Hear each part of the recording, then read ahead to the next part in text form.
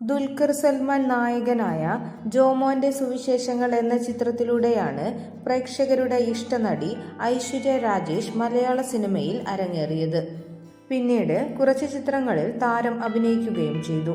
തന്റെ കരിയറിന്റെ തുടക്കകാലത്ത് നേരിട്ട ഒരു ദുരനുഭവം വെളിപ്പെടുത്തുകയാണ് താരമിപ്പോൾ. ഒരു ഫോട്ടോഷൂട്ടിന്റെ ഭാഗമായി തന്നോട് ഫോട്ടോഗ്രാഫർ പറഞ്ഞ കാര്യങ്ങളാണ് ഐശ്വര്യ രാജേഷ് വെളിപ്പെടുത്തിയത്. താൻ വളരെ ചെറുപ്പമായിരിക്കുമ്പോൾ സംഭവിച്ച കാര്യമാണെന്നും ഇൻഡസ്ട്രിയിൽ എങ്ങനെയാണ് കാര്യങ്ങൾ നടക്കുന്നത് എന്ന് തനിക്ക് വലിയ ധാരണ ഉണ്ടായിരുന്നില്ല എന്നും ഐശ്വര്യ പറയുന്നു. സഹോദരന്റെ ഒപ്പമാണ് ഷൂട്ടിന് പോയത്. ഫോട്ടോഗ്രാഫർ വന്നതിന് ശേഷം അവനോട് പുറത്തിരിക്കാൻ പറഞ്ഞു. എന്നെ അകത്തേക്ക് കൂട്ടിക്കൊണ്ടുപോയി മാറാൻ വസ്ത്രങ്ങൾ നൽകിയതിനു ശേഷം അയാളുടെ മുന്നിൽ വെച്ച് അവ മാറി ധരിക്കാൻ പറഞ്ഞു. എനിക്ക് നിന്റെ ശരീരം കാണണം എന്നാണ് ഫോട്ടോഗ്രാഫർ പറഞ്ഞത്. ഇവിടെ ഇങ്ങനെയാകുമെന്നാണ് ഞാൻ കരുതിയത്. ഏതാണ്ട് ഞാൻ തയ്യാറാവുകയും ചെയ്തു.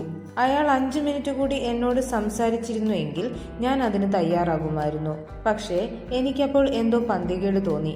പിന്നാലെ സഹോദരനോട് സമ്മതം വാങ്ങിയിട്ട് വരാമെന്ന് പറഞ്ഞ് ഞാൻ ആ മുറിയിൽ നിന്നും ഇറങ്ങിപ്പോന്നു.